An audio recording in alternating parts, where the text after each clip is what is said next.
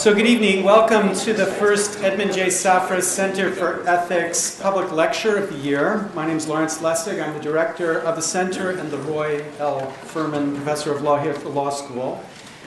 Tonight I'm very happy to welcome to Harvard a friend in the field of public accountability, if not necessarily a friend of everyone at Harvard. Paul Thacker is an investigative journalist who, for an important stretch of his career, was also an investigator for Senator Grassley of the United States Senate Finance Committee. He grew up in California and in Texas, joined the Army after high school, and served in the First Gulf War. After receiving his degree in biology from the University of California at Davis, he moved in 1997 to Emory in Atlanta to work as a technician in a biomedical lab. But in 2000, he began his career as a journalist, interning at Audubon magazine, and then he joined the staff of the Environmental Science and Technology Journal, which is a publication of the American Chemical Society. And it is here that the troubles began. For after a piece he wrote about the Weinberg Group and its talent for shaping the debate about potentially toxic compounds, he began collecting, let's put this in the most polite way we can, people who are not completely his friends. He wrote a second article about the White House interference in climate science and was not permitted to publish that article in Environmental Science and Technology. So he gave notice that he intended to leave. He published the piece in Salon, and then he was fired for insubordination. I thought that's the sort of thing one wanted in a journalist, but apparently not at that publication. And that gave Paul the chance to make the switch that earned him so many friends around here to join Senator Grassley investigating drug industry payments to academic researchers. Now, I'll suspect he'll tell more of that story tonight, and we welcome here to tell that story. But the part of the story that is most important to me is the lesson it teaches about the kind of character that integrity sometimes requires. So it's a character with a willingness to make others uncomfortable or angry, or the willingness even sometimes to be rude if that's what the mission requires. And we shouldn't underestimate just how hard that is. Now, I say that myself as a complete norm wimp. I don't have that strength at all. Indeed, I sometimes reflect on this moment once I was in an accident and in a hospital and had an IV in my arm and noticed a bubble coming down the IV.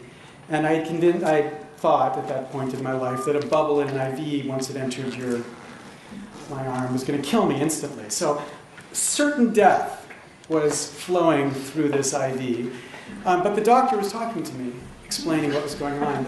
And I didn't want to interrupt him. That would be rude. So I sat there looking over to the IV, slowly waiting for the moment when I could interject to suggest that maybe there was a problem here. But I couldn't until it was just at the last moment, and I blurted out and I screamed, and of course his response was, "That's no problem at all, don't worry about that at all." But I realized that I didn't actually have the character necessary to do a certain line of work. I take it in a similar circumstance, Paul would have interrupted the doctor, as he's interrupted many doctors and scientists and researchers and drug companies in his important work as a journalist and an investigator. And I think all of us need to find a better way to welcome that sort of interruption. So please join me tonight in welcoming him here to talk to you about his experiences as a way for us to learn better how to welcome just this sort of interruption. Paul.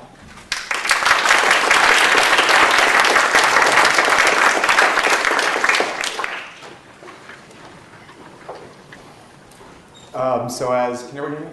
Yeah. So as Larry said, I'm an investigator at the Project on Government Oversight.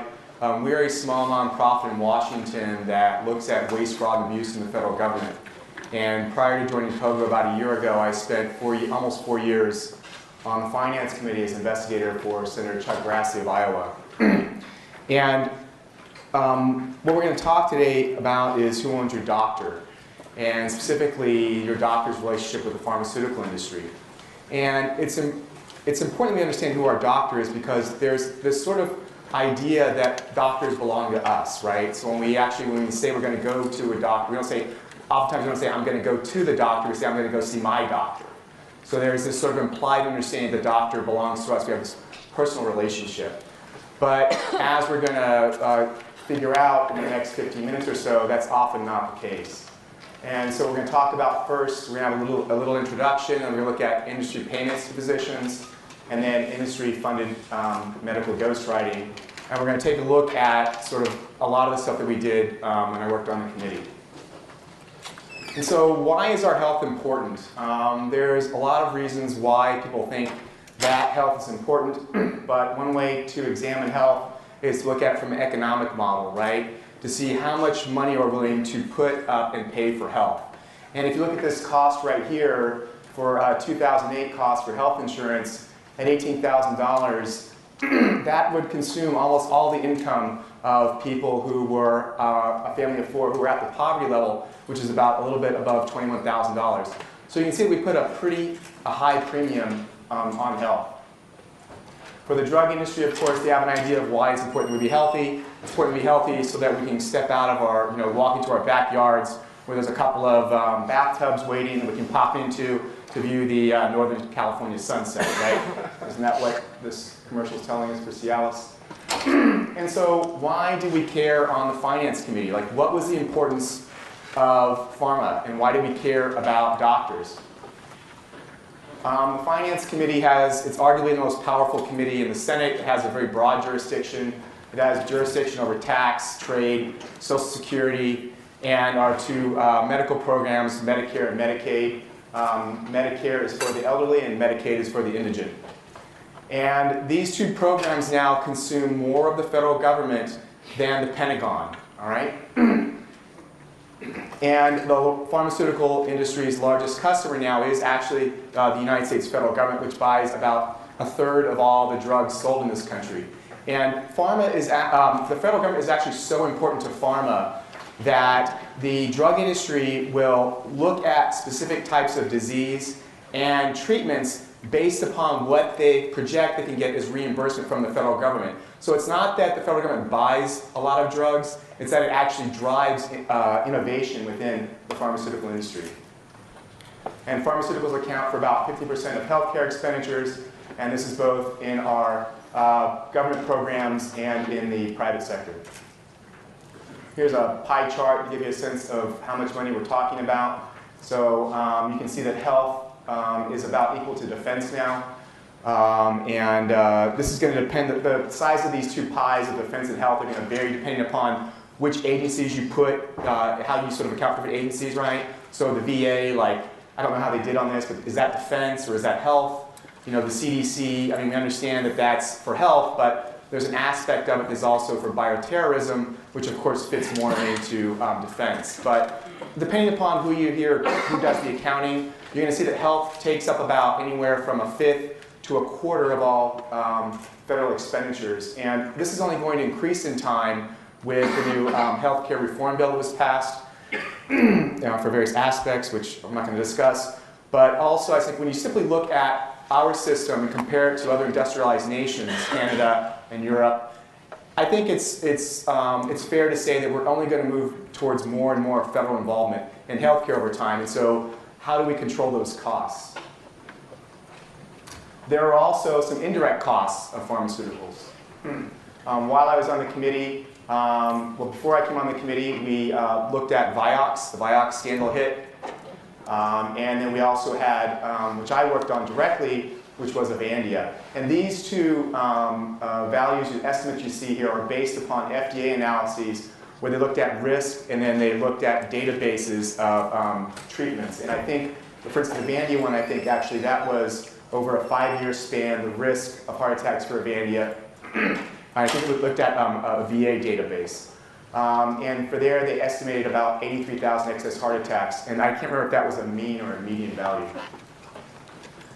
And so if we look at what would be the costs of these heart attacks, right? Well, in 2004, Medicare reimbursed about $28,000 for heart attacks, right? And total cost for acute myocardial infarction was $45,000. So if we do a quick little dirty analysis and we say, okay, all these people, the heart attacks all occurred in 2004, and everyone that had a heart attack was on Medicare, we can estimate that Vioxx cost the federal government an extra almost $4 billion. Total cost of the healthcare system would be about 6.3. For Avandia, federal government would have paid about $2.3 billion, and total cost would be about $3.7 billion. So there are costs above and beyond just what we're paying for pharmaceuticals. And to give you a sense of what the payments were for Avandia, before we had a study hit in 2007 that found that there may be an increased risk for heart attacks, the year prior, 2006, sales were at about $3.2 billion. And so if you, again, do the rough math, the federal government paid for about a third of that. We're looking at our federal programs, taxpayers paid about $1 billion that year. So I'm going to digress for a moment to explain why it is, why we have the authority to do this sort of stuff, because I had people at times tell me, some of you in the audience, well, you have the power for subpoena. I never wrote a subpoena. I never issued a subpoena. We would send down demand letters and then just leverage the fact that we asked you, like, give us this stuff. We want it. So the power to oversee and investigate by Congress, this is implied rather than enumerated in the Constitution, and the Supreme Court has affirmed the power of Congress to investigate. One of the more seminal rulings involved the Teapot Dome scandal when Congress was investigating the Department of Justice. And we also have statutory authority that can be found in several whistleblower protection laws going back to 1912. And these involve situations in which the executive branch, meaning the president, was attempting to impede the ability of federal workers to go to Congress. And so Congress responded with laws saying, you can't do that. It's illegal for you to block federal workers from petitioning Congress. And so when I was on the committee, we're seeing stuff in the press about doctors, and we're dealing with issues like the NIH is spending all this money to research treatment, and the FDA approves all these drugs. And we started the pharma is a huge, powerful lobby. It's arguably one of the top 5 repetitively every year in Washington. And so we're just seeing all this money. We're trying to understand one day, how much money is there in pharma? And here's a quote, actually. This is from Tachi Yamada. He was head of research at GlaxoSmithKline for about a little over a decade. Left there in the mid-2000s and joined the Gates Foundation, where he's at today. He's head of global research. And after he'd left, when he was at the Gates Foundation, he gave an interview. And this is in the FT, as you can see, by the way that they spell license. And so since Tachi has decades more experience in this area than I do, I'm going to go with what he's saying. I'm going to say that, in fact, with pharma, you do actually have a situation in which money actually does grow on trees. Okay? So who are the other actors that are involved when we're looking at pharma and the money moving around with pharma? Well, so we were actually in my boss's office one day, the chief of investigations, and we actually drew this out as a schematic on a legal pad. We're like, okay, so we got pharma, we've got continuing medical education, where doctors need to stay abreast of changes in their field. We've got hospitals, and the professional societies. The AMA takes a ton of money. APA takes a ton of money. And we've got universities, and we're just sort of blocking out where all this money is going, and it goes to hospitals and to CME and professional societies, and then the universities give the doctors money, and CME pays off these doctors, and the university money goes to hospitals, and the money just kind of keeps moving all over the place. And there's so much money, and it's moving around so fast. We're talking, well, how can we slow this down? Because you can't even study this thing because it's so complicated. And so we actually did do some work on professional societies, that just came out earlier this year. And we did some stuff on CME, and we've gone after some universities. But I felt, I'd already started to see a lot of stuff in the press about doctors, and I felt comfortable dealing with doctors because I'd studied science. I've written for some of the top medical journals. I've been to a lot of medical conferences. And so I kind of understood how doctors think and how medicine operates, and the ethics of medicine and research. And so I thought, let's kind of see if we can take kind of a look at doctors. And also because I knew that we'd had another industry prior to pharmaceuticals, the tobacco industry, that had used a lot of researchers as proxies.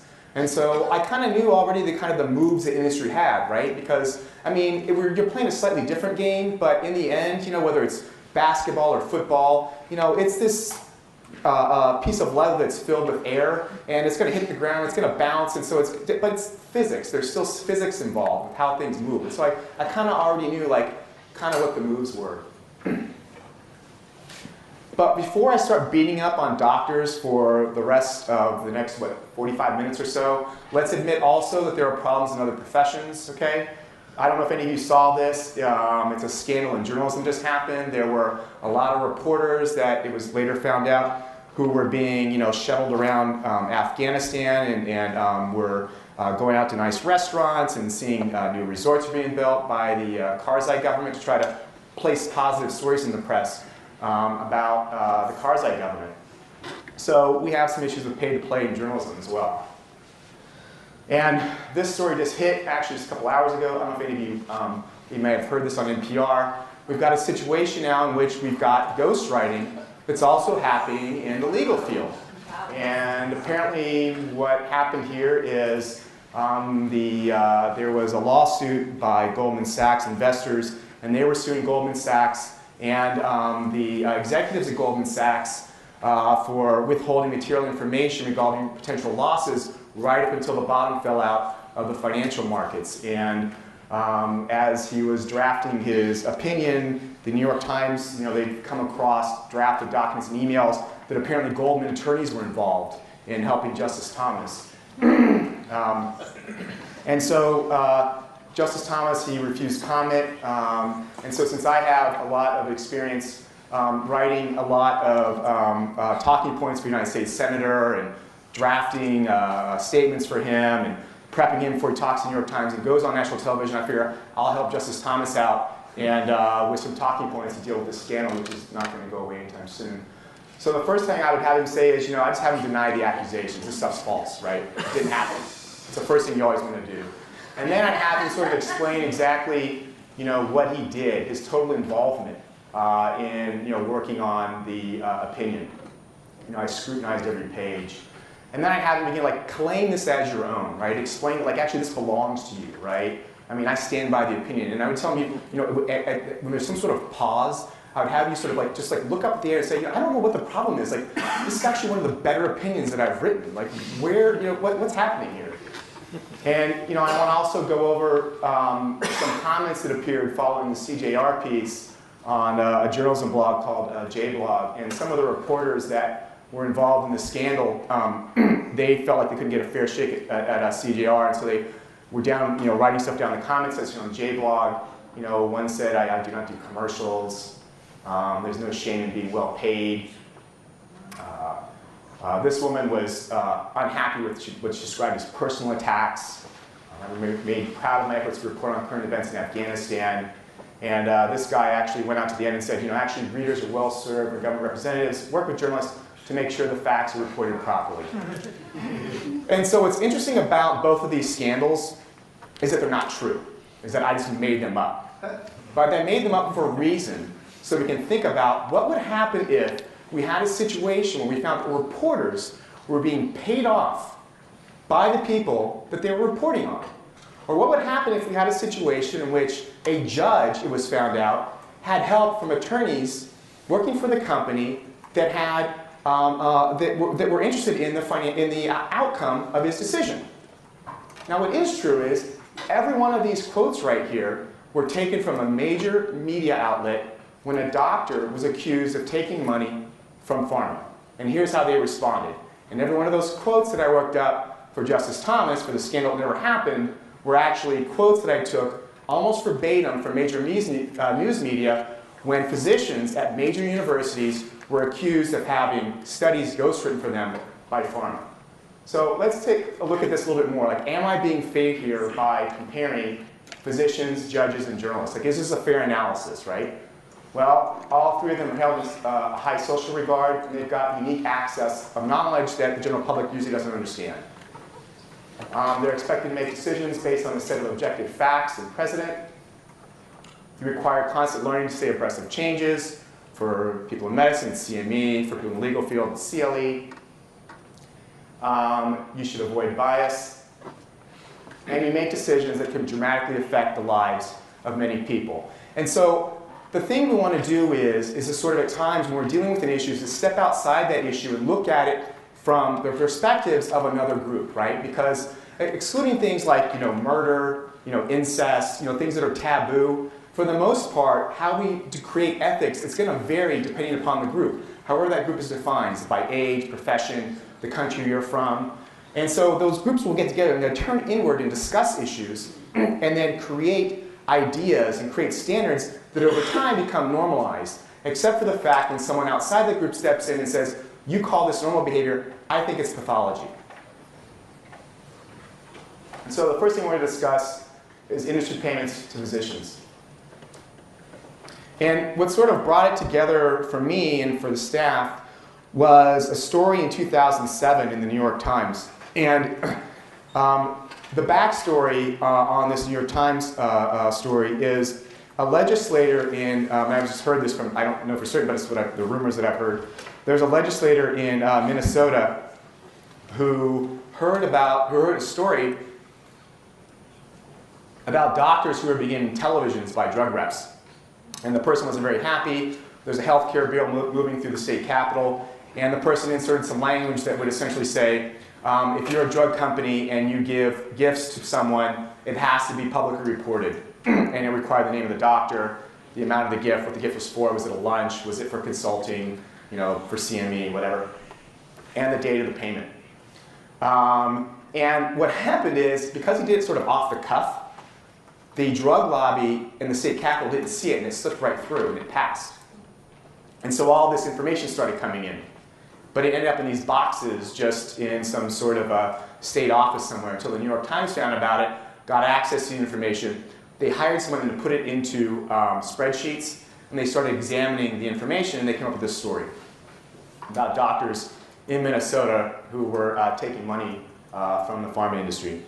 And one interesting part of this story concerned a professor at the University of Cincinnati, named Melissa Del Bello. And she had done a study back in 2002, 2003, that had found efficacy for Seroquel to treat bipolar disorder in adolescents. And a couple of years after that study was published, there was some sort of panel that was examining how to treat BP in adolescents. This is apparently the only study available, so the Seroquel became sort of the standard treatment. And according to the New York Times, Seroquel scripts were skyrocketed for off-label for BP. And the Times also reported that this researcher had been taking money to give talks on behalf of the company. And they asked her, well, how much money have you been given by AstraZeneca? And she said, I don't know, but it's not a lot. And I read this and said, I don't know, but this sounds like nonsense. And so I walked into my boss's office with the New York Times, and I said, you know what? I worked at Emory for several years, and I know that these doctors have to file some kind of disclosure form. Let's call down, let's get the form, see what it is. Let's find out what it is. Got the dean on the phone, he flipped out, not a good day for him. And was talking about how we could ruin this person's reputation, and there's all these insinuations. And I'm like, no, yeah, I know. I'm concerned about the New York Times, that they're not reporting things properly. That's when we want to get the information to make sure we know what the facts are. So we ended up getting this stuff back. We got the facts. And I sent Grassley to the floor, wrote a speech for him, and the New York Times reported on the speech. And you can see that after she had done the study, not a lot of money. The next year was $100,000 from AstraZeneca, and the following year was $80,000. And the sort of take-home message is, for a farmer from Iowa, $180,000 sounds kind of like a lot. And at the same time, we were working on some doctors down in Florida who we learned were writing a lot of scripts for Seroquel. And so we sent a letter down to AstraZeneca saying, there's these 14 doctors or whatever, and tell us how many scripts have they written for Seroquel and how much money you paid them. And we sent the letter down and got the information back and put it into a spreadsheet. And I took biostats, like stats for life science majors. I don't really know what I'm doing, and I'm not good at Excel. And we were trying to put together some sort of graph to show if you got this, you wrote this amount of scripts, you got this amount of money. And it didn't work at all. And it was just a complete failure. But as the letter was going around before we sent out the door, we passed around the office and said, well, throw Del Bello's name on there. Let's just throw it in there. And so I was looking through all the information. I looked and I was like, whoa, wait, this isn't what we got back from the university. What else? And so I went back and I found, I was like, whoa, this doesn't make sense. So we wrote a letter to Cincinnati saying, hey, you reported this amount to us. The company said it's all this other amount, So it's sort of like, you say you got this, they say they paid you this. You know, and I had a second-year law student who I was working with on this. She said, you know what? We just send this chart, WTF. You know, help us understand, right? And so at that, and then we also added in, like, by the way, here's the NIH grant she's taken. Here's the potential conflicts involved with these grants. And since we're a little concerned about your ability to manage your professors, why don't you tell us like how much money you've taken from the NIH in the last 5 years? That causes some panic, let me tell you something. You start talking about people's money. They don't like that, okay? But that's sort of became the pattern of what we did at that point. So drew up a roster of doctors we heard were taking a lot of money. Figured out who the top 10 pharma companies were, and letters out to about 24 universities, how much money this guy took, sent letters out to all the companies, how much money did you pay these guys, and just started mixing, matching, and making these sort of charts. And at the same time, we started working on a bill. We drafted a bill called the Physician Payment Sunshine Act. It was sort of just based off the Minnesota bill, which would require disclosure on a publicly available database of monies that the companies pay to doctors. We also pulled in Elias Zerhounian to help us understand what's going on with these NIH rules, what's happening here. And we learned that, the rules, they define financial interest as $10,000 or 5% ownership in a company. And if that happened, what we found out, here's all the rules said, okay? If you took $10,000 from a company or 5% ownership, the university this time had a whole thing and said, hey, this guy has a conflict, and we're managing it. And what we found out is they weren't reporting the conflict, and nobody was managing anything, okay? It was just like a free-for-all. So we put everything together, and then we started shoving stuff out in the press. And that's how you create pressure.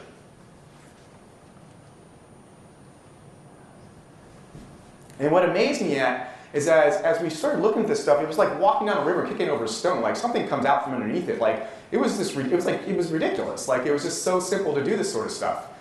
And but what amazed me is this stuff started hitting the press. There was still all this sort of inability of doctors to acknowledge that that money influenced them. And I could not, I was like, well, what is going on here? Like, really? Like, you're not influenced by money? Like, did you learn this where in medical school?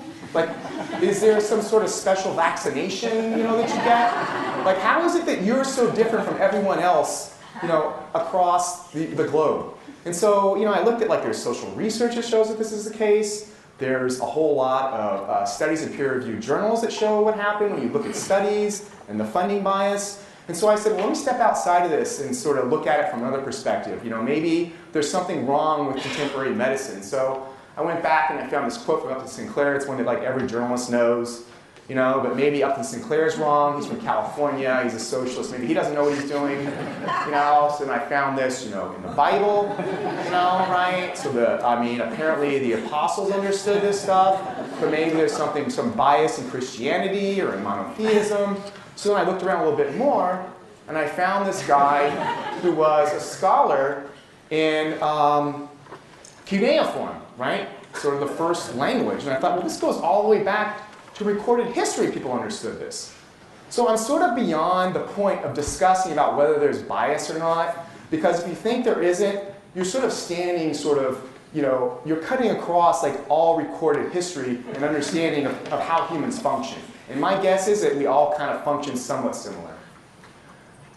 And so what we got out of this was the passage of the Physician Payment Sunshine Act as part of healthcare reform. It's going to become enacted in 2013. And the NIH announced new rules just a couple weeks ago for disclosing financial interest. And then just at the last minute, the university stepped in to water it down and went to the White House and got some of the stuff cut back a little bit. So we do have a ways to go. We've got some of this stuff handled, but there's still a lot of problems with doctors taking money. And in case some of you don't even believe me now, let's take a look behind the scenes at one of the pharma companies. This was a document we made public. I found this when I was going through thousands of pages from Lexapro we got from Forest Labs. And just help you understand, this is just one company and one drug. And don't think for a moment that there's something wrong with Forest Labs or Lexapro. This is industry behavior, okay? They're all kind of operating the same way. And here's what we're going to look at what's under marketing tactics. So this actually was reported a little bit, and you can find this online in the New York Times. So what is part of their marketing tactics?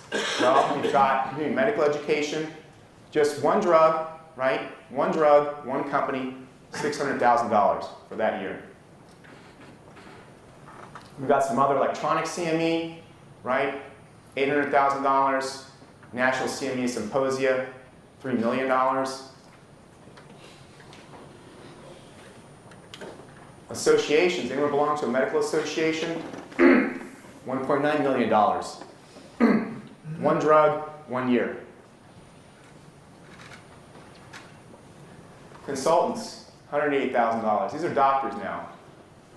Doctors for their meetings, just the second quarter, $200,000. Executive advisory boards, $210,000. When the reps come to see you, speakers bureaus, reps stopping by, one drug, 1 year, one company, $34.7 thousand. I'm sorry, million. It's amazing, like I'm just losing decimal points here. And anyone go out and do lunches for doctors? $36 million for 1 year and one drug. I think I'll buy a lot of peanut butter and jelly sandwiches. And of course, byline articles that are ghostwritten.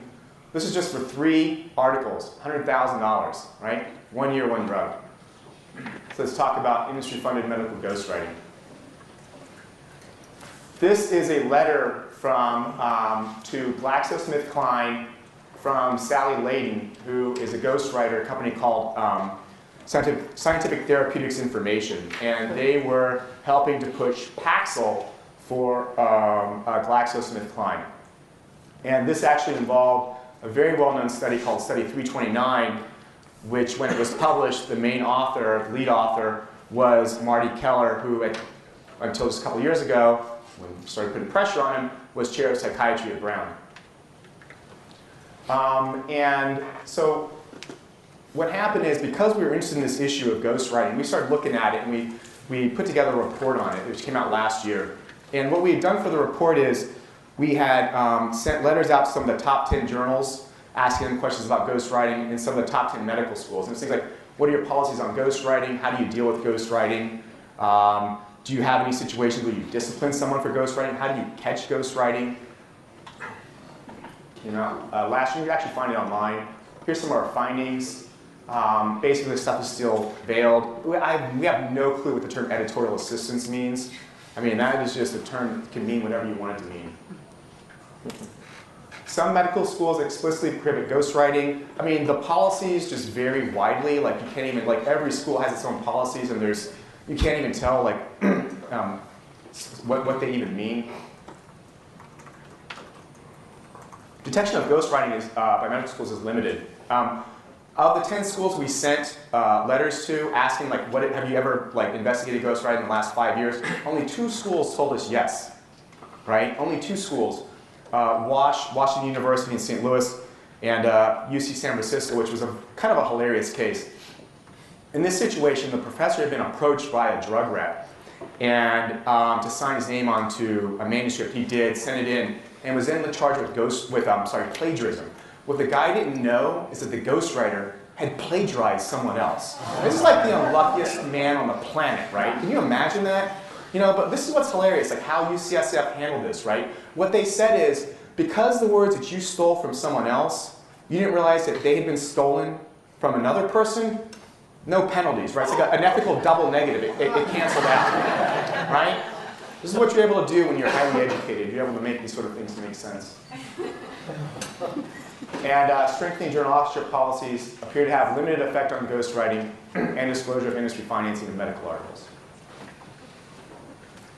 We had, for the study, we had an editor-in-chief of a small specialty publication contact us, didn't want to be named or his publication name, but said that he was concerned because in his publication, about 1/3 of the studies that were submitted to his journal, he felt they were ghostwritten. And at times, the professors that were submitting didn't even know really what was in the studies, and that this has created an environment where we're seeing these sort of repetitive promotional articles that are now in medicine. Here's a couple examples of ghostwriting that we made public at POGO last year. This one is an email from Sally Layden, to a guy at GlaxoSmithKline. And here's the important part. She's asking the GSK guy, is there a problem with my invoice for writing Dwight Evans' editorial for the comorbidity issue to biological psychiatry? I submitted it over a month ago and was wondering about the status. The payment cycle is greater than 30 days, so be it. In case you don't know who Dwight Evans is, he's chair of psychiatry at the University of Pennsylvania. So I went and got the editorial. Here you can see it right here. Here's how Sally Layden was acknowledged for editorial support, right? I mean, she said that I wrote, not that I edited, right? I think that like words have meaning.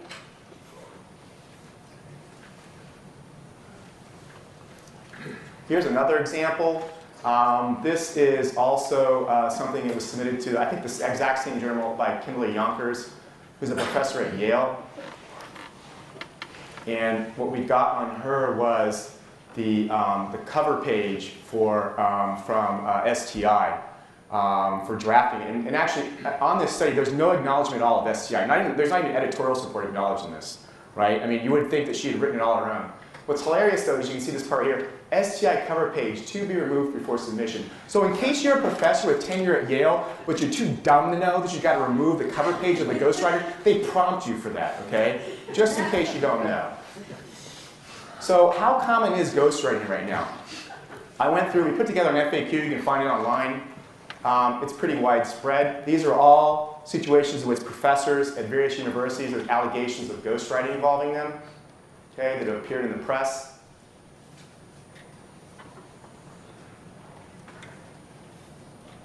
Not a single one, there's not been a single example of anyone being disciplined for this. Okay? Although universities are freaked out all the time that, God forbid, someone should turn in an article for a history class that they got off a paper mill. But when it comes to a professor, right, you know, someone who's like not in their teens or 20s, like a fully mature adult, the standards are a little bit different.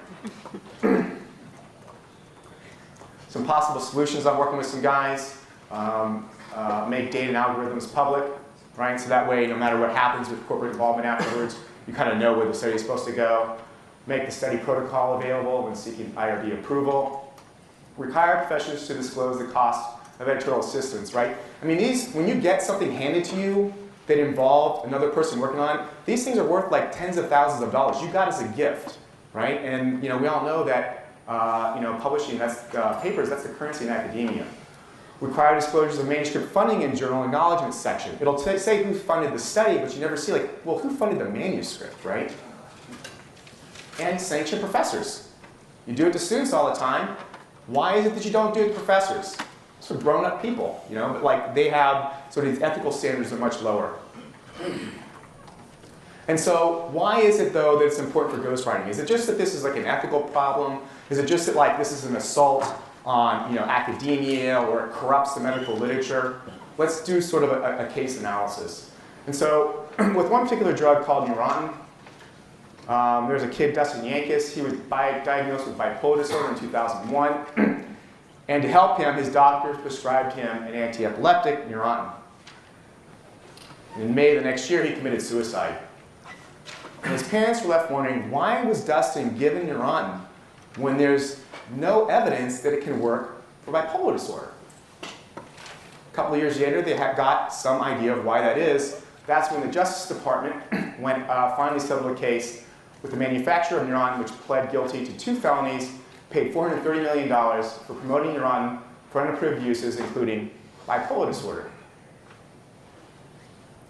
And of course, afterwards, eventually, the documents come out.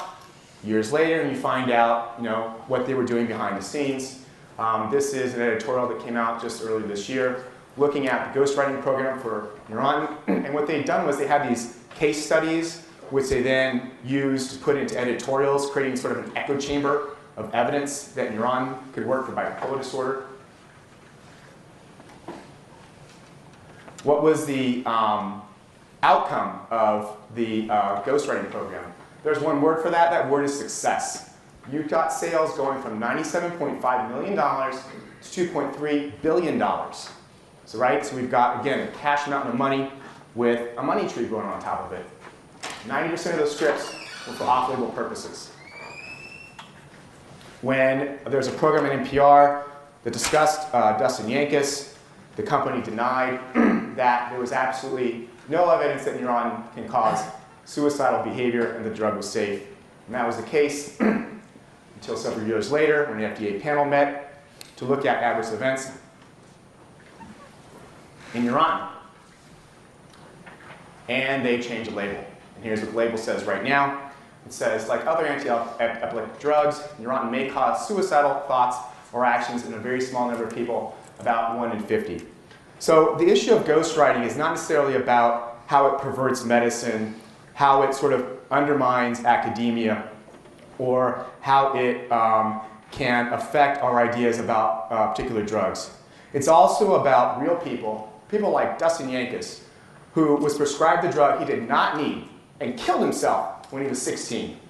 If he was alive today, he would be 25 years of age. Thank you so much.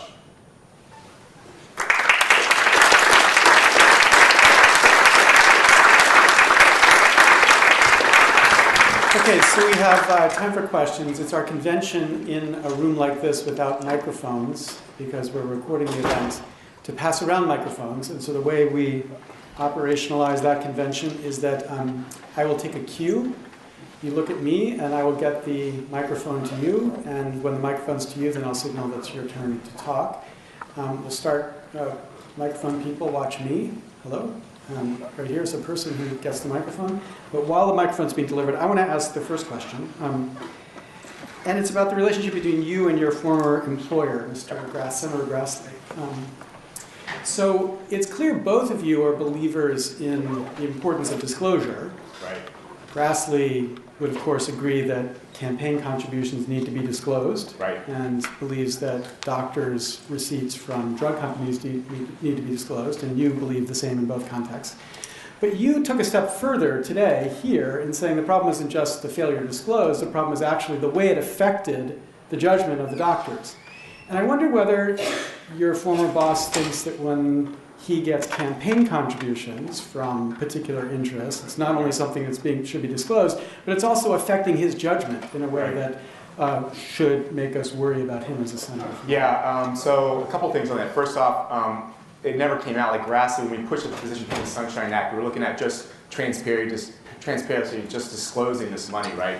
But Grassley said in several interviews, he's never reported that this could be just a first step, to look to see, because the thing is, we had a clue what the amount of the problem was. We still don't know to this day how much money there actually is. But let's do the first step, which is, disclose this information, right? So it's not that different from, and it can have behavioral effects, just disclosing, right? Sort of like when you're driving down the street and you see one of those things off to the side that tells you how fast you're going, what your initial reaction is to sort of take your foot off the gas, right?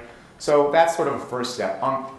Campaign contributions, a lot of people brought that up.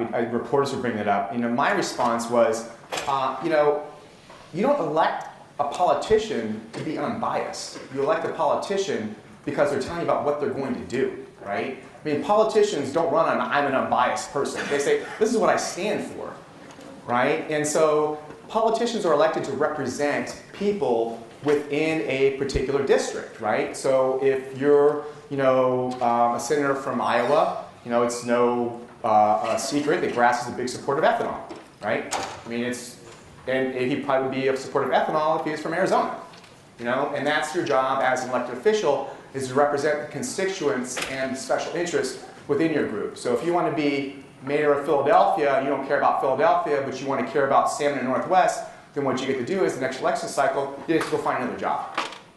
So then judges, he would think, shouldn't receive campaign contributions. He's never really, Grassley's position has usually been a situation of not just tell people what they should and should not do.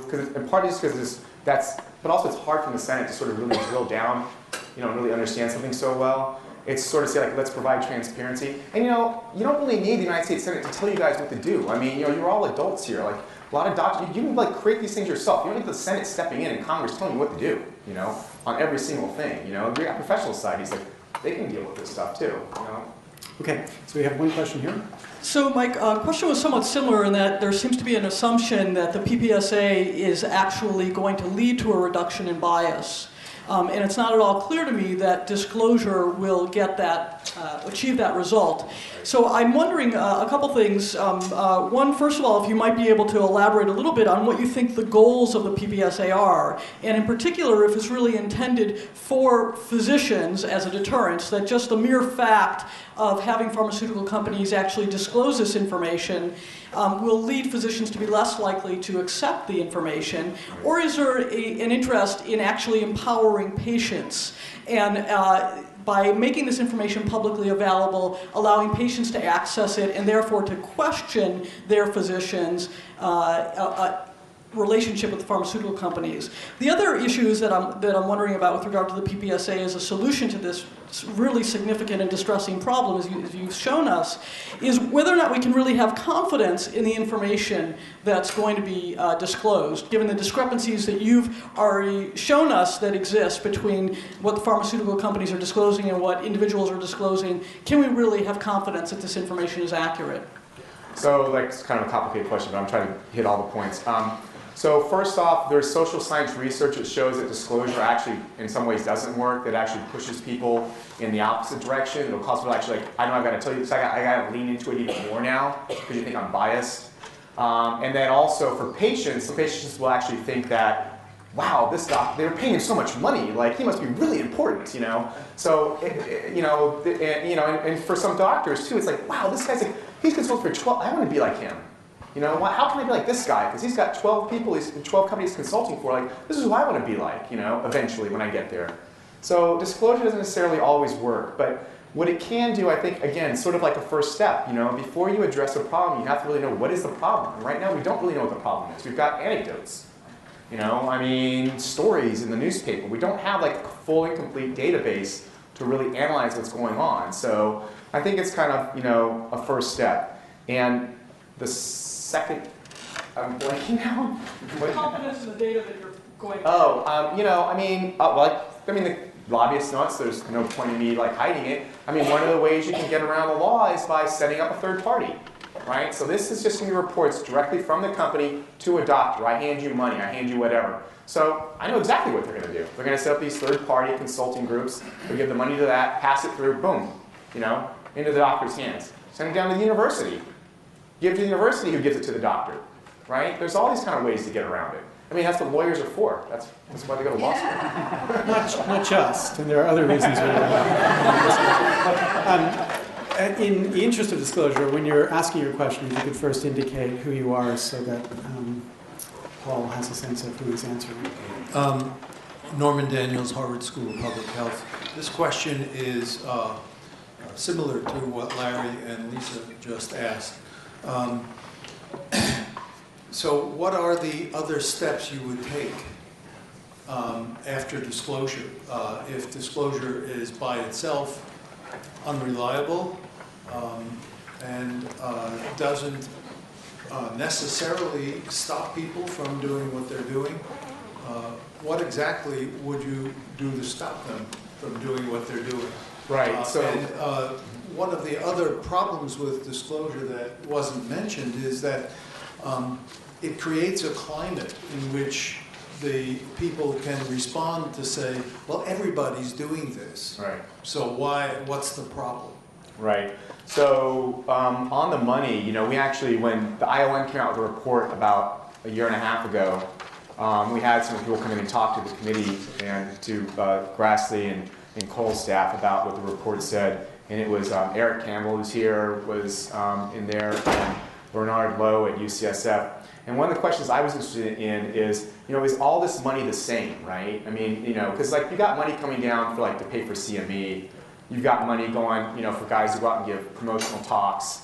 You've got money going to fund research. And, you know, not all the money is the same, right? I mean, some things are considered a little bit more questionable than others, right? So, I mean, we know with the tobacco companies, they funded researchers to create research that was favorable, right, for their products, right? But still, I think, like, funding research, even though you may have concerns about its bias, you know, that may be less problematic than hiring a doctor to go out and give promotional talks at steakhouses, you know? So they're not all kind of the same, but some things, you know, should probably just be banned, you know? I think Harvard just banned just recently, after we leaned on them, because some professors here, I think they're banned out promotional talks. And there was a story just in the Crimson 2 weeks ago about how these promotional talks are falling off right now. And I'm sure it's not fun for the steakhouses and, down here in the local city. So they're not all kind of the same. Not all this money is kind of the same and how it's all given. It's variable. It's a little complicated to say, like, all money is bad. It's a little questionable. Hi, Sergio Sismondo, Queen's University, and I'm affiliated with the Safra Center this year. And I just wanted to thank you very much, and I also wanted to say that, though, that I wanted to tell a short story that you may have actually achieved through the Sunshine Act, one of your goals with respect to ghostwriting. I was at a conference of publication professionals for the pharmaceutical industry a few months ago. These are the managers who deal with ghostwriters. And there was a compliance officer for a pharmaceutical company who was there and said, in the future you're going to have to disclose the money you spend on writing as a gift to the doctors who are serving as authors. Right. And it was as if a bomb had just dropped in the room, because everybody suddenly said, our business may be over if we have to disclose to the doctors that we paid $10,000 to a writer for this article or something along those lines. Right. A, the doctors aren't going to like it. B, this is going to be traceable, and all of a sudden, this isn't going to work anymore. So at least they were treating disclosure as a potential problem in this situation. Okay. My question is going to be about any suggestions you have or thoughts you have on how we can use enforcement or mechanisms that are already in place to address these problems better. You mentioned we have rules about plagiarism, and so why don't we enforce that for ghostwriting? Okay. How about the whole system of ethical review of research with the Human Subjects Committees, IRBs, which is an extremely expensive and elaborate system in place? In an article that you didn't mention, you didn't talk about just now, you talked about the Stanford study, where it was a pretty questionable study, and when questions were raised, they said, don't worry, we have a DSMB on the case. Oh, right, that's Alan Schatzberg, right. Yeah, they'll make sure that nothing bad happens. Right. Well, what they didn't expect was that DSMB met and decided to shut down the study immediately. Right. Now, but as you pointed out, it's some strange to expect the DSMB to be the ethics watchdog. That's not what they're about. Right. Should we try to broaden the ethics review process of the committee that mandated these committees to catch these kinds of conflicts? And if so, do you think it would be effective? Any other thoughts about it? Yeah, I don't know, like the IRBs, I don't understand them, but I think these guys are really overburdened in trying to get stuff done. That's why one of the solutions we're talking about is to make, when you come up for, because what you submit for an IRB is a specific protocol, right? And then once the study's done, the stuff that's published out of that may cut and slice the study up in different ways. And you don't really what was the original, what was the original study supposed to be about?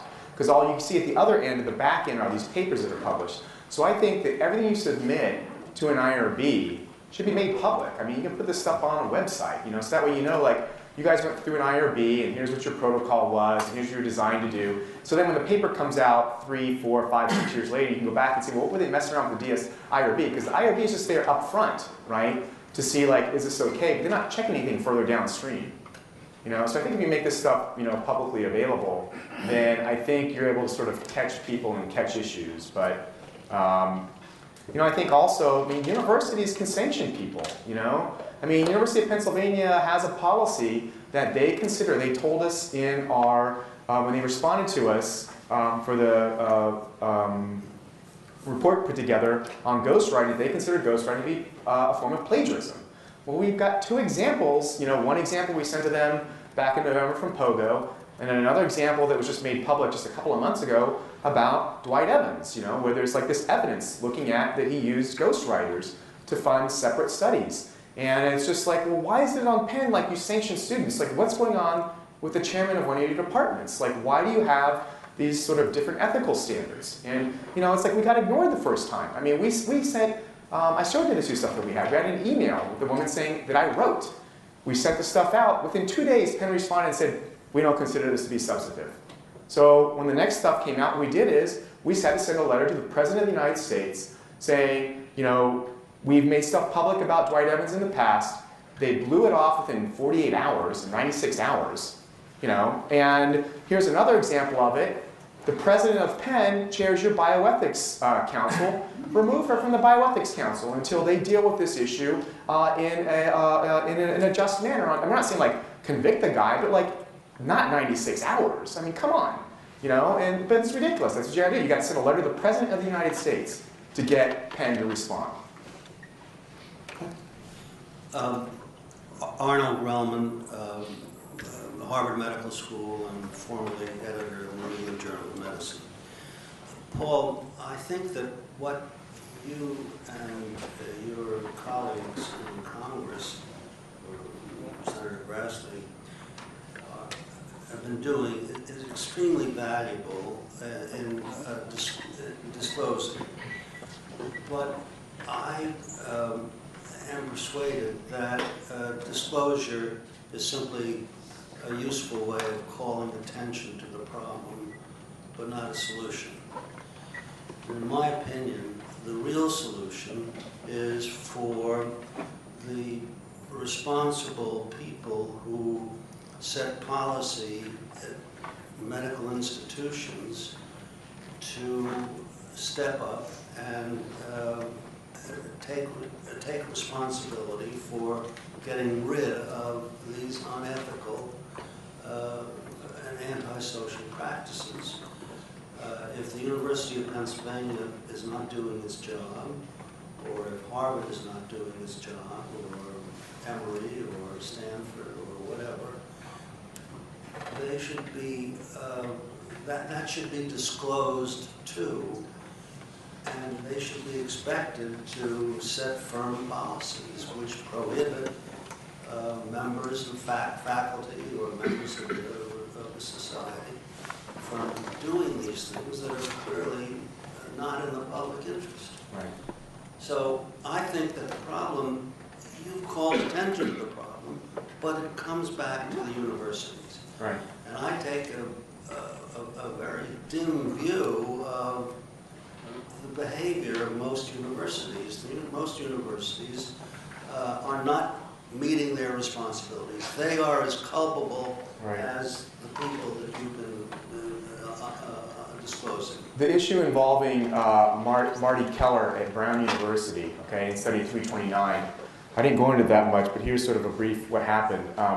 This study came out in 2001, and it found efficacy for Paxil to treat adolescents with depression. And 2 years after it was published, both the US and the British governments put out warnings to physicians that this drug could cause suicide in adolescents.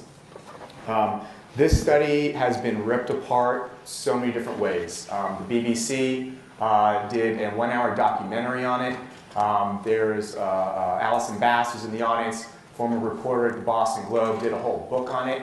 Nothing has happened to Marty Keller. He is still a full professor at Brown University and has an over $1 million grant from the National Institutes of Health.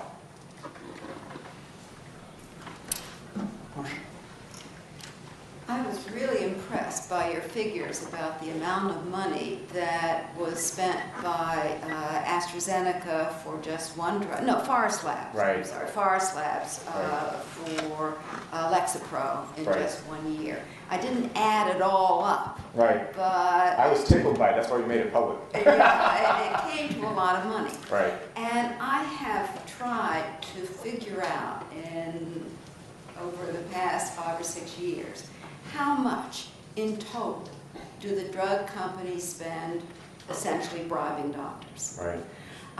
And it's a figure you can't get. If you go to the annual reports of just the top 10 American drug companies, you can find, I think it was 2 years ago, that they spent twice as much on marketing as they spent on research and development.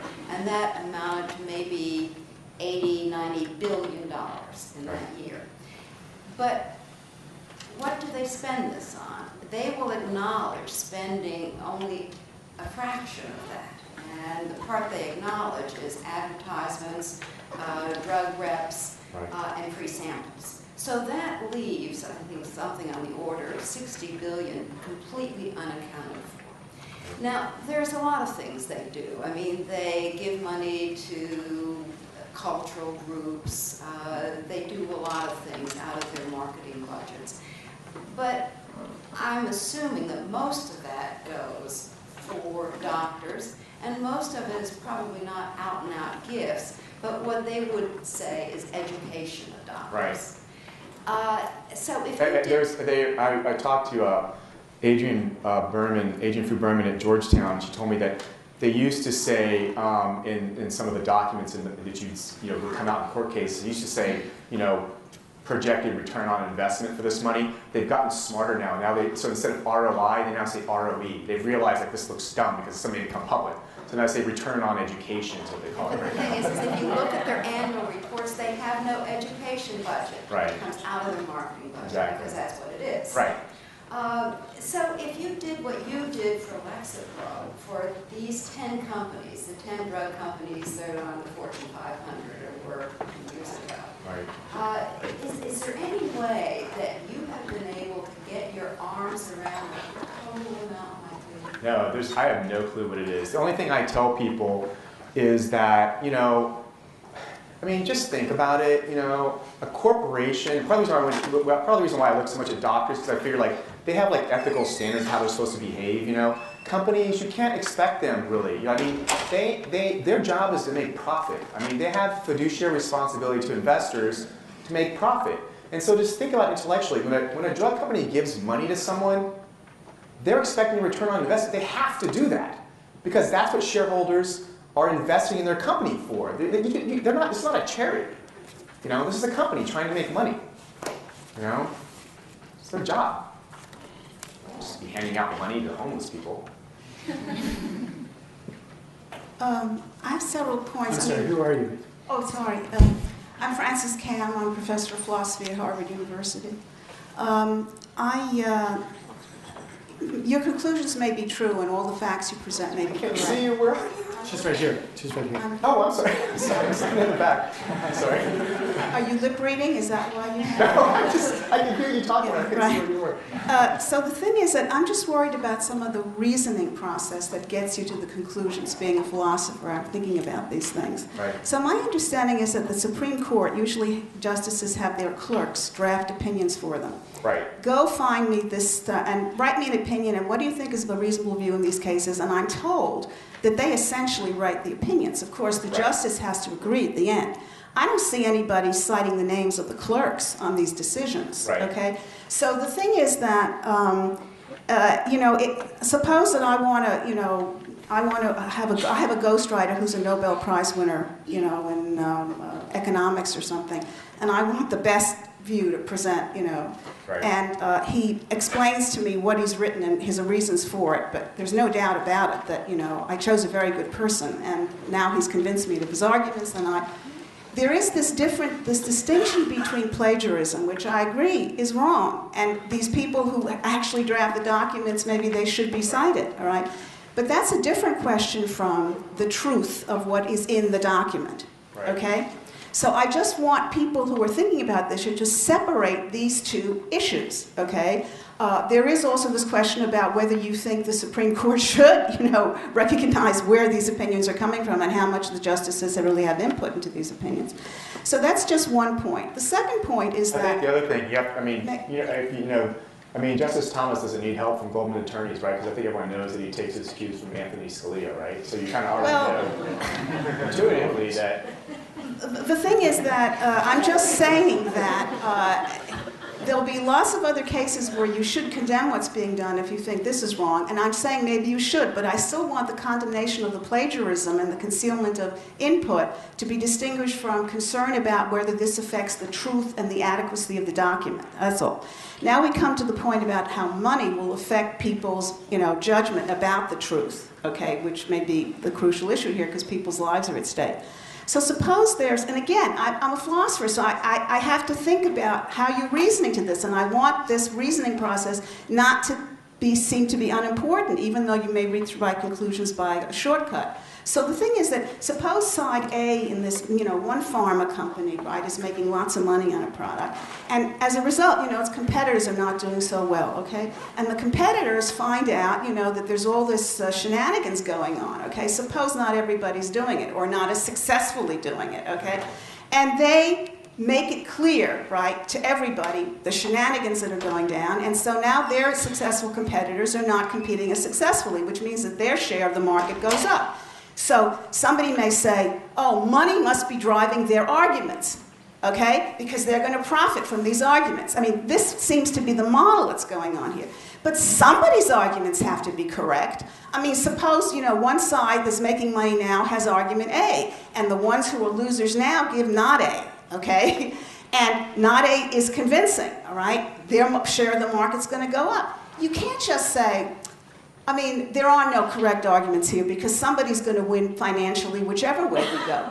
You have to be able to examine the arguments, okay? I don't deny what you say, that money will very often influence people's judgments, but that can't be the answer to whether one side is right and the other side is wrong, because there may be a situation such as I've described, maybe it's hypothetical, but that's the idea of reasoning. You sometimes use hypotheticals, where somebody's market share is going to go up, all right? So that can't be the last call on whose arguments are right. I just want to know what arguments, for example, Harvard gave. You said Harvard lobbied against the disclosures. At a certain point, the bill got weakened. Yes, they're going to benefit, no doubt. I just want to know what their arguments are, because somebody's going to benefit one way or the other. You can't forget about the substance of the arguments. With respect to the idea that the government, that the last point that you made off the cuff, that the companies cannot be expected to do anything but seek the fiduciary interests of their shareholders and seek profits, this is a question of business ethics. Doctors are not the only people supposed to have ethics. Businesses are not supposed to produce a product that they think they can fool the public with that is worthless just in order to make money. They're supposed to be making money because they produce something that is useful. And if that is not part of business ethics, okay, it really should be, and we shouldn't let them off the hook. So as far as what Harvard did to weaken, I don't know exactly what happened. We just know that apparently they reached out to Cass Sunstein, who apparently was a professor here, and Cass stepped in and fiddled around with things. That's what our understanding is. Now, as far as the issue involving ghostwriting, you don't know what the actual arguments were. You never evaluated them. I wasn't invited to the White House. I wasn't invited to the White House to discuss the issue. They didn't invite me into their closed-door meeting. As far as the issue involving ghostwriting, look, I wrote speeches for a senator, okay? I wrote talking points for him, I wrote speeches, I wrote letters and stuff like that, so you can say I was a ghostwriter. The issue, though, is about the money, right? I was being paid by a senator to work for him, and so that's what I did. It's a dramatically different issue if I wrote a letter or a bill for him than if someone who was a lobbyist wrote a bill for him. That's the issue, right? No one's stopping any professor from going out there and saying, you know what? I'm having problems drafting this paper. I'm going to go spend my money and hire someone to help me write this. Any more than any student would be disciplined for the fact that they have problems writing a paper for a class, and so they go to the tutor center here and have someone help them. And you go to the active tense. Let's switch this around. Well, how about if you said it like this, right? The issue in part is about who's paying for this, right? And who's paying for it is the drug industry. Right? And what they're doing is they're using doctors in what's called a third-party technique, right? So if you ask me, like, Paul, what do you like? I'm a great person, I'm wonderful. Well, what does that mean? This is me talking about myself. And then you ask him, he says, Paul's a great guy, Paul's wonderful. But then right before he says it, you see me slip him $20. You're going to think a little bit differently about what he's going to say and how independent he is.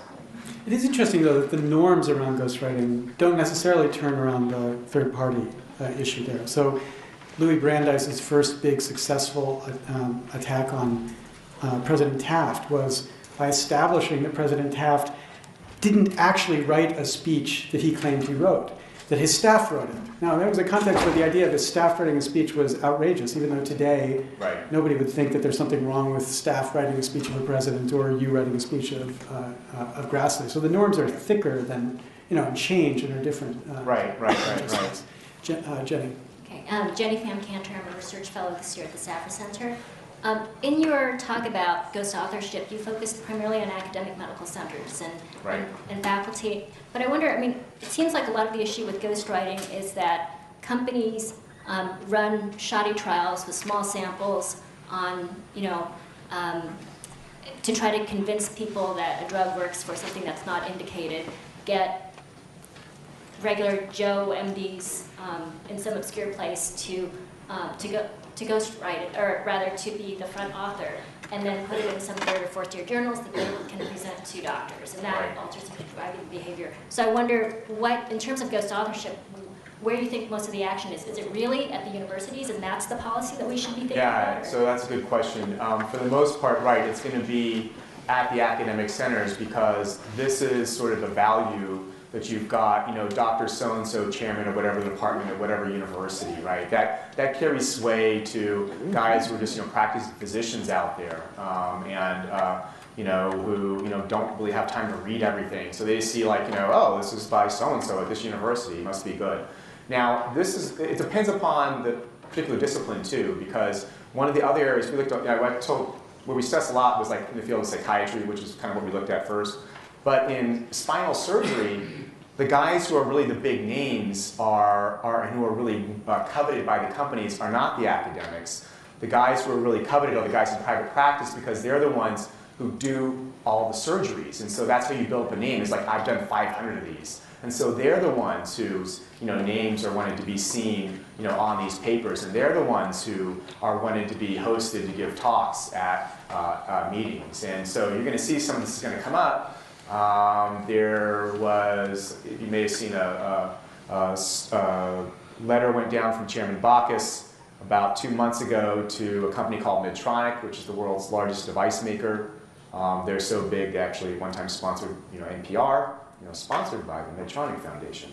And they're huge. And so there were all these studies that were published, about 13 studies that were published on a product called Infuse. And a guy who's chairman of spinal surgery at Stanford went and looked at all of them and found out that they were not reporting adverse events in all these published trials. Well, Bacchus sent down a letter and demanded to see all the communications about those studies. And I think we're going to see probably some interesting stuff that's going to come out in the press on this. Yeah, hi there. My name's Dave. So, conflict of interest disclosure. I'm a medical student with aspirations of becoming one of these leading academicians. But with that being said, my question is somewhat related to what was said 2 comments ago about this issue with ghostwriting and why it is that you're averse to it. Is because of the process itself? It seems like it's misguided? Or are you concerned that there's going to be a manipulation of data through that process? And this is important because we need to understand what the impact of the results of those studies are. So in this case, it seems to be off-label use of these drugs. And so you cited several examples of these devastating stories, and I'm not going to diminish the significance of that. That's horrible. But then we also have to think about examples where off-label use resulted in a breakthrough therapy. Most recently, I can think of propranolol and the treatment of infantile hemangiomas. I can also think of the debate between Lucentis and Avastin, whereas one was 1/10 of the cost of the other, yet the less expensive one wasn't indicated for the treatment of age-related macular degeneration. And so I just want to make sure that you are doing your due diligence as an impartial journalist and drawing attention to these other cases. Yeah, so I mean, it depends. Like in the field like oncology, for instance, I think a lot of stuff is done off-label. Off-label is not always bad. What you have to understand that what the companies are trying to do, because I've just seen so many studies and documents behind the scenes that have never been made public. I mean, what they're trying to do is, here's how it operates. So you get a drug approved by the FDA for a condition. I'm going to treat depression in adults. And then once it's out the door, then it's just like, what can we do now? And so it comes a situation where you begin to do what's called these, what's the first study, second, third, and the fourth? Phase 4. Phase 4 trials, right? Which Tachi Yamada came and told us these are all being designed by the marketing groups, right? All your phase 4 clinical trials are designed by marketing. And so what you do is you create these small little studies, maybe then you study it in kids, right? Or then you study it like for another psychiatric disorder. And you start, making sure that stuff gets out in the press. Because what happens is, and I've just seen this stuff over and over again, the companies know what the patient base is. We know we've got X number of people with this condition. So what can we do with this pie? We can either, get a bigger slice of the pie by taking away the drugs from our competitors so we can capture more of those patients. What they're also at the same time is let's expand the pie. So let's make sure that our drug can be used to treat this other condition, this other condition, this other condition, this other condition. Right? I mean, some of those off-label conditions are actually, right, they're good, like Avastin, which was, it's an oncology drug, which is, very cheap and being used to treat macular degeneration. So in some situations, this stuff off-label is good. It's a matter of degree and in the particulars. And what the companies know is they want to make sure that there's as many scripts written as possible. That's their job. They're selling product. Allison Bass, I'm the one who wrote the book Paul cited, Side Effects, which is about Paxil and Marty Keller at Brown. And it kind of speaks to your question. A lot of and also to yours, a lot of these ghostwritten articles where there was evidence of scientific misconduct, where data was withheld from the published studies. And in fact, in the study 329 that Paul cited, which was about Paxil and treatment of depression in children and adolescents, they actually withheld negative information about the side effects of the drug, and they omitted patients who should have been in the drug, who should have been considered having side effects from the drug. They said they were non-compliant as opposed to having adverse side effects. So there was scientific misconduct in that study, which was ghostwritten by Sally Layden, who was paid by GlaxoSmithKline, the maker of Paxil. And this has happened again and again in ghost-written articles, where the pharmaceutical company has a vested interest in making the outcomes look much more positive than they really are. The other question I wanted to answer that you had as well was, what was the university lobby's argument, which is why they did not, they watered down the NIH public disclosure provision. Originally, there had been a provision that the disclosures, that payments to researchers would have been disclosed on a publicly available website. In other words, all universities would have had to disclose these conflicts of interest if they were significant conflicts of interest under the NIH regulations. And this was the provision that was removed. And the university's argument was they couldn't afford to develop the websites. They couldn't afford to put this information up. That was their argument. And so obviously, in my mind and in Paul's mind, it was a specious argument. And he said he didn't know what the argument well, he made. Well, that was the one. I'm just telling you, that was the one that was public. Like I don't know what was said in what the real reasons were, but that was the reasons they gave, that the universities couldn't afford to do this. Okay, we've run out of time. I want to thank Paul for coming, and I want to thank the audience for participating.